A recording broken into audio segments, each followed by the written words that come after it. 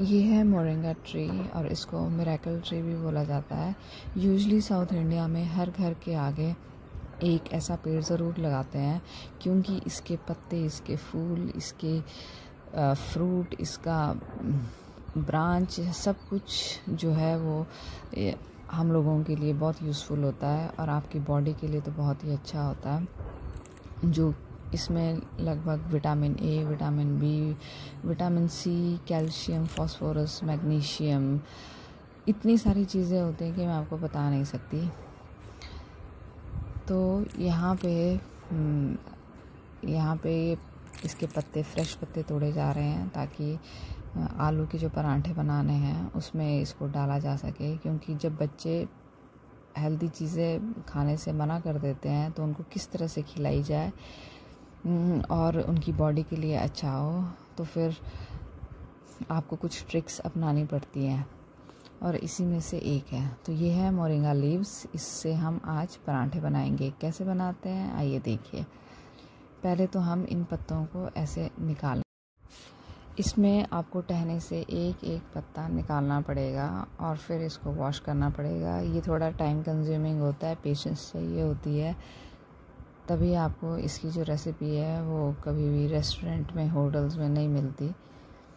Drumstick जो इसका fruit है वो ज़रूर सांभर में डाला जाता है, लेकिन पत्ते की सब्ज़ी या पत्ते का दाल कुछ भी आपको रेस्टोरेंट्स वगैरह में नहीं मिला जाता, क्योंकि ये बहुत टाइम कंज्यूमिंग होता है। तो ये आपको बड़े पेशेंसली एक एक पत्ता निकालना पड़ेगा और फिर इसको अच्छे से साफ़ करिए।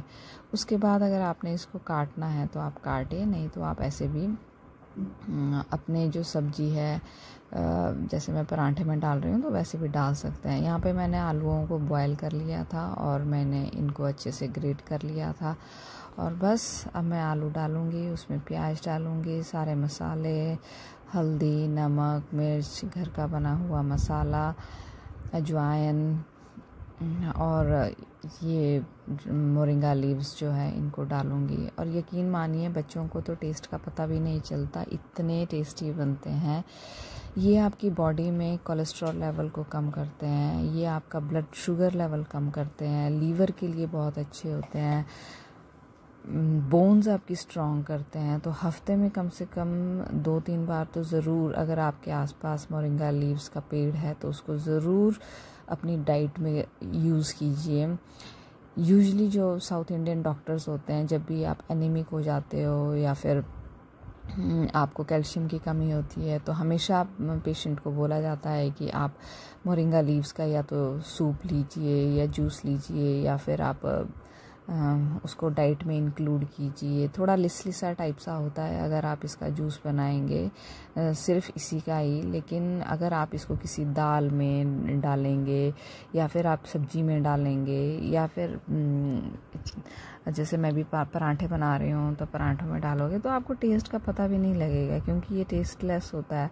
लेकिन बेनिफिट्स इसके इतने ज़बरदस्त होते हैं कि बॉडी में इन्फ्लामेशन अगर आपकी है तो उससे भी फाइट करने की इसकी बहुत बड़ी ताकत होती है। तो मैं तो ये रिकमेंड करूँगी कि अगर आपके आसपास पेड़ है तो प्लीज़ ज़रूर इसको कम से कम हफ्ते में 2-3 बार ज़रूर यूज़ कीजिए। हाँ, कोई एलर्जिक है तो फिर आपको उसके हिसाब से देखना पड़ेगा, पहले डॉक्टर से पूछ लीजिए, क्योंकि कईयों को थोड़ी सी एलर्जी होती है।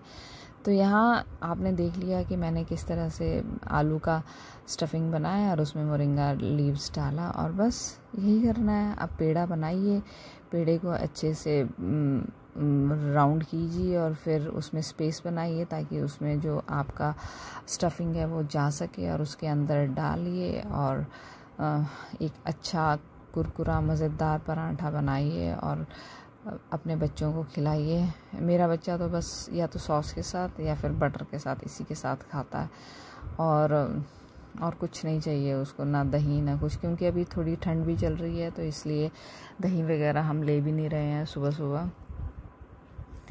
तो ये देखिए मैंने इसको बंद कर दिया और मैं इसको अच्छे से बड़े ध्यान से इसको रोल करूँगी और फिर इसका पराठा बनाऊँगी और फिर सेकूँगी। मैं आपको दिखाती हूँ। तो मैंने ये स्पेशली जो रेसिपी है वो इसीलिए ही डाली है, ये बताने के लिए कि मोरिंगा लीव्स के कितने बेनिफिट्स हैं। अगर आप नेट पे जाओगे ना तब आप देखेंगे कि कितना मिरेकल ट्री है ये, इसकी हर चीज़ बहुत इम्पॉर्टेंट होती है। और डॉक्टर्स जो साउथ इंडिया में हैं वो इसको बहुत ज़रूर रिकमेंड करते हैं। तो किस किस तरह से आपको इसको डाइट में यूज़ करना है, ये आपकी क्रिएटिविटी है।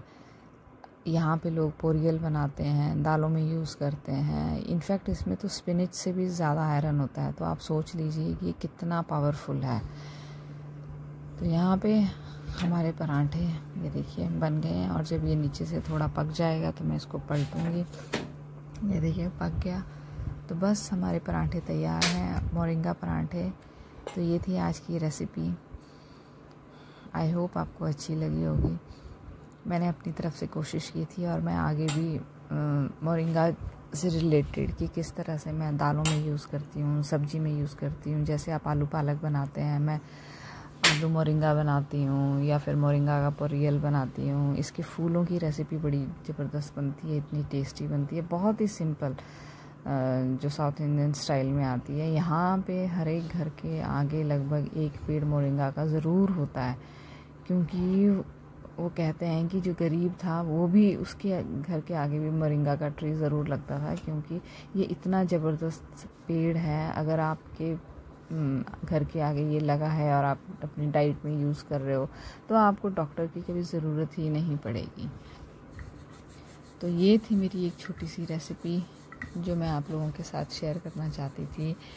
कई बार ऐसा लगता है कि पता नहीं मोरिंगा का पराठा कैसा होगा, कैसा यूज़ होगा, क्योंकि जब किसी ने बनाया नहीं है तो फिर समझ नहीं आता कि किस तरह से होगा। लेकिन बहुत ही इजी है, आप इस तरह से बनाइए, अपने बच्चों को पराठे खिलाइए। अगर आपके आसपास ट्री है तब देखिए, उनको पता भी नहीं चलेगा कि इसके अंदर कितना पावरफुल चीज़ है, और वो इतने शौक़ से खाएंगे। फिर चाहे वो 2 खाएं चाहे 3 खाएं, बहुत ही शौक़ से।